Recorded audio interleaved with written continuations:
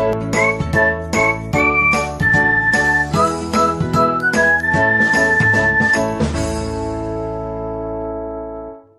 assalamualaikum warahmatullahi wabarakatuh. Kembali lagi di My Midwife, guys.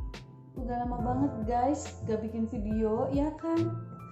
Berapa bulan ya? 3 bulan yang lalu bikin video. Apa kabar kalian semuanya? Semoga kalian sehat selalu.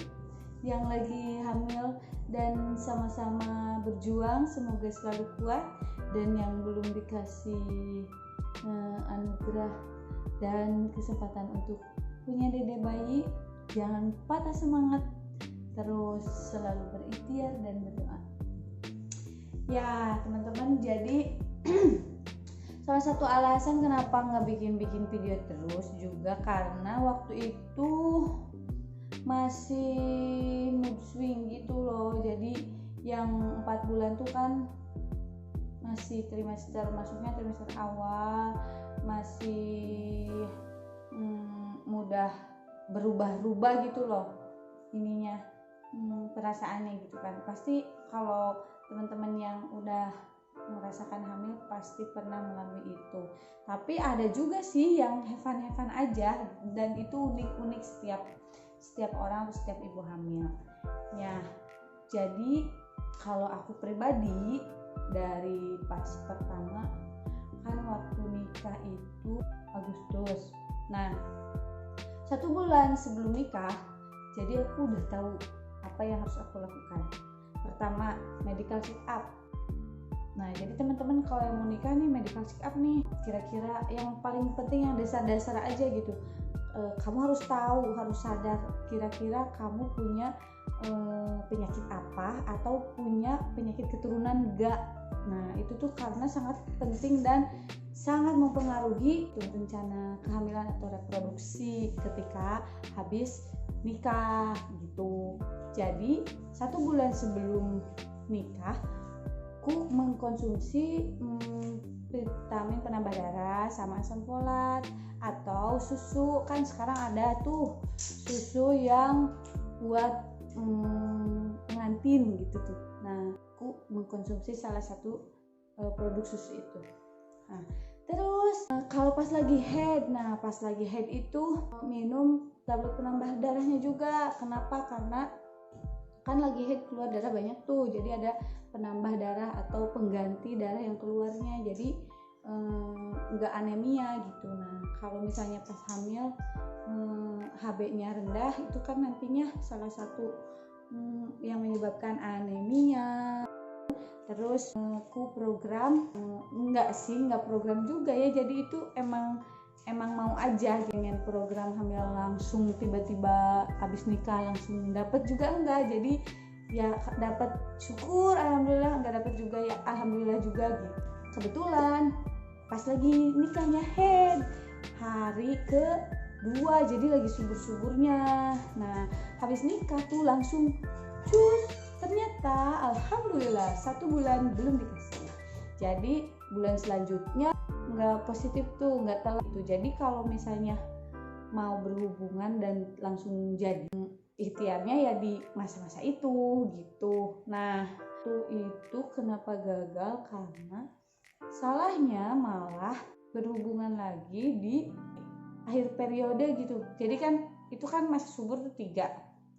Nah ini malah hubungan lagi pas mau jadinya, karena hari ke-28 29-nya itu malah hubungan lagi gitu. Harusnya jangan dulu, ditunggu dulu, karena barangkali itu lagi dibawa tuh sel-selnya, lagi mau ketemuan ceritanya. Jadinya besoknya langsung tuh flek keluar darah lebih dulu gitu, dan itu sakit ketika headnya akhirnya keluar darah tuh 1 bulan. Oh iya nggak apa-apa, karena dari awal pun nggak promil gitu. Jadi kalau misalnya hamil alhamdulillah, kalau enggak juga enggak. Nah atau teman-teman yang mau nikah atau yang baru nikah, nah salah satu triknya adalah tadi, yang pertama harus tahu kesehatan tubuh kita dan pasangan kita. Adakah beberapa faktor yang menyebabkan ketidaksuburan atau susah dapat kehamilan atau punya penyakit keturunan kan. Nah itu juga kan salah satu faktor yang membuat kehamilan berlangsung. Nah bulan selanjutnya tuh jadi aja tuh telat 2 hari. Biasanya yang idealnya tuh berapa hari sih buat ngecek? Ya kalau teman-teman tahu masa periode ya langsung aja dicek. Kan implantasinya langsung ketika masa subur. Terus itu tuh habis hubungan misalnya 3 hari kemudian kan itu udah masa konsepsi tuh lagi mau bercampur, lagi mau bertemu gitu antar dua sel itu. Akhirnya ketahuan tuh. Nah habis ketahuan itu belum ngerasain apa-apa, saya masih makan yang enak, masih makan banyak juga. Itu bulan pertama. Nah setelah bulan kedua itu udah mau mulai memuncak kali ya, terus ada pelekatan plasenta. Jadi di situ tuh udah tuh naik turun hormon-hormonnya, mudah capek, mudah pusing, terus lemes. Alhamdulillah masih masuk makan, tapi pas udah 8 minggu 9 minggu tiba-tiba jadi malah nggak bisa makan nasi, meskipun cuma 1 suap itu lama banget masuk, tapi lama banget kayak yang harus punya energi yang besar gitu untuk menghabiskan 1 suapnya gitu. Dan itu fine aja sebetulnya. Setiap ibu hamil mempunyai ceritanya masing-masing. Ada yang nggak bisa makan ini, ada yang mual kalau ngelihat ini, ada yang mual ngelihat suaminya sendiri, ada banyak macam-macam gitu. Dan ya namanya juga hormonal kan kehamilan, jadi nggak ada masalah gitu, wajar-wajar aja. Nah kalau misalnya teman-teman juga yang pernah merasakan kayak gitu atau yang belum tahu kehamilan tuh kayak gimana sih, nah kayak gitu unik gitu, jadi nggak bisa dipaksakan. Ih orang ini mah nyengis banget, ih orang ini mah manja, nggak bisa dipastikan. Nah akhirnya aku ganti tuh, karena nggak bisa makan nasi putih itu, ganti sama kentang atau nasi yang berbumbu kayak nasi kuning, nasi goreng. Nah terus di masa-masa itu nih harus senang dan jangan stres, karena salah satu penyebab ngeflek keluar darah di masa-masa kayak gitu itu tuh karena stres juga, terus panik. Nah itu tuh lagi masa-masanya mood swing kan kalau pas trimester pertama gitu. Nah qadarullah di usia 3 mau ke 4 bulan atau sekitar 14-15 minggu itu suami sakit, jadi mengharuskan bolak-balik Bandung Garut pakai motor. Nah itu tuh usia 15-16 itu bolak-balik. Nah tapi alhamdulillah fine aja, nggak ada masalah kayak yang keluar flek dan sebagainya. Cuma ketika usia 19 minggu 20 gitu itu kram bagian ini, mungkin itu sangat capek karena bolak-balik pakai motor. Nah jadi teman-teman nggak bisa ditentukan ya, kayak misalnya tinggi atau pendek, gendut atau kurus ke kehamilan, enggak.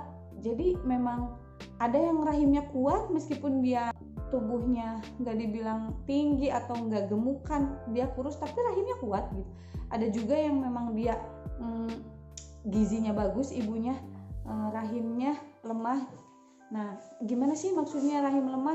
Kehamilannya itu tidak bisa berjalan dengan kuat, dengan lancar, jadi dia harus dikasih obat penguat dari luar gitu. Nah biasanya itu dari dokter kandungan tuh kalau misalnya ngeflek misalnya di usia muda. Nah itu biasanya karena tadi bisa rahimnya juga kurang kuat atau memang dia stres. Dia kan kalau ibu hamil tuh jangan sampai stres banget, pokoknya hindari stres. Gimana pun caranya kamu harus senang, kamu menemukan kesenangan kamu gitu. Kalau aku suka jajan ya jajan aja, kalau suka nonton ya nonton aja gitu. Itu usia ke 5 bulan. Nah 5 bulan tuh memang lagi fight banget karena bolak-balik, tapi alhamdulillah dilewati dengan nyaman, lancar, dan tidak ada masalah. Di usia itu aku sudah tahu jenis kelamin. Nah, di usia 20 berapa ya? 22 minggu mau 23 minggu, emang 5 bulan lebih gitu, mau ke 6 bulan. Nah, kebetulan dedenya juga mempertunjukkan diri dan pertama kali di USG.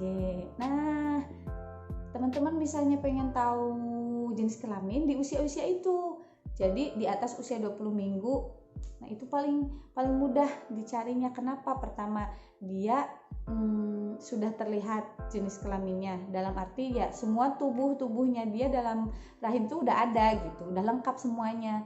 Nah, terus air ketuban udah ada kan, jadi nggak terlalu besar kondisi janinnya kelihatan gitu, jadi dianya bisa bergerak lebih aktif juga karena masih banyak ruang. Nah, bisa kelihatan gitu.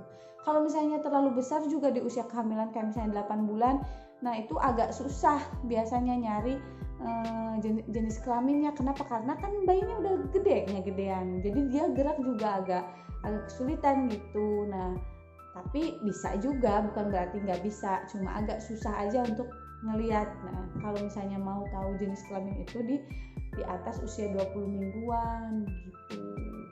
Ya idealnya 23, 24 usia 6 bulanan. Nah, kata 2 dokter itu laki-laki, baby boy gitu. Nah, terus ya alhamdulillah tidak ada keinginan atau memaksakan diri untuk aku pengen perempuan, aku pengen laki-laki, enggak.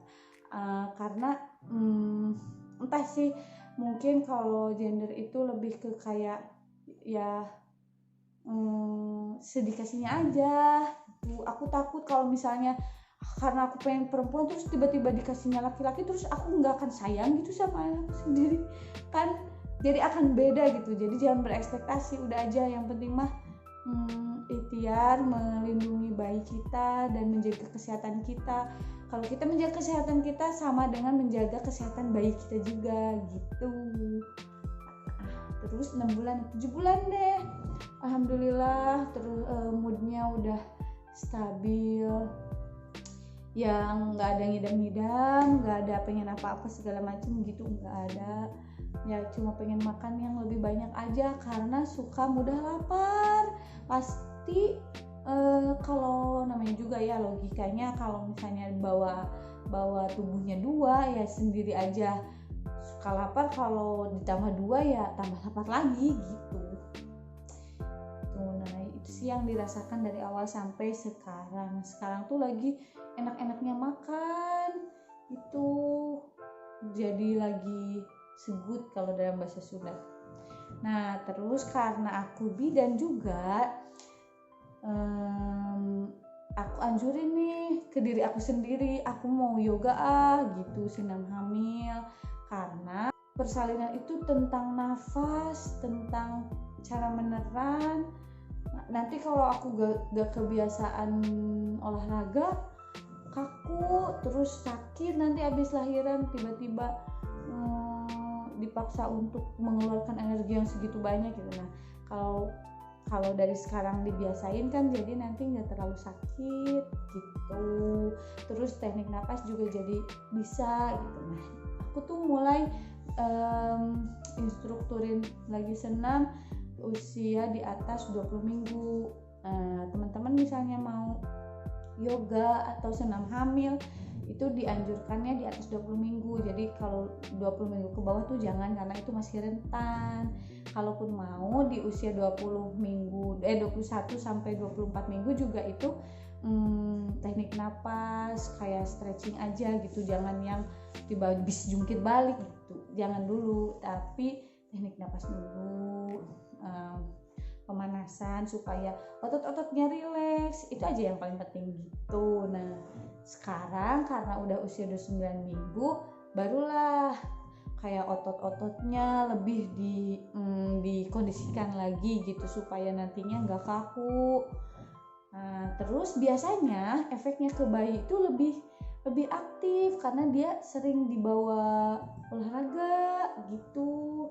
Nah, kalau misalnya diem aja, bayi juga akan merasa kayak gimana ya, dia tuh perlu rangsangan gitu kan, dia itu benda hidup bukan benda mati. Jadi di dalam itu dia akan ngedenger apa aja yang kita bicarakan, atau kita, apalagi ibunya itu apa yang ibu rasakan itu dia merasakan juga. Kalau ibunya senang, dia juga bakal senang. Kalau ibunya dancing, dia dancing di dalam gitu. Nah, itu sangat memberikan optimalisasi untuk kecerdasan dia gitu. Selain nutrisi, selain dari makanan, nah terus dari lagu-lagu misalnya, dari bising atau enggaknya sekitar, itu dia ada yang suka ada yang enggak. Nah kalau misalnya menunjukkan nih kalau kok aktif sih kalau lagi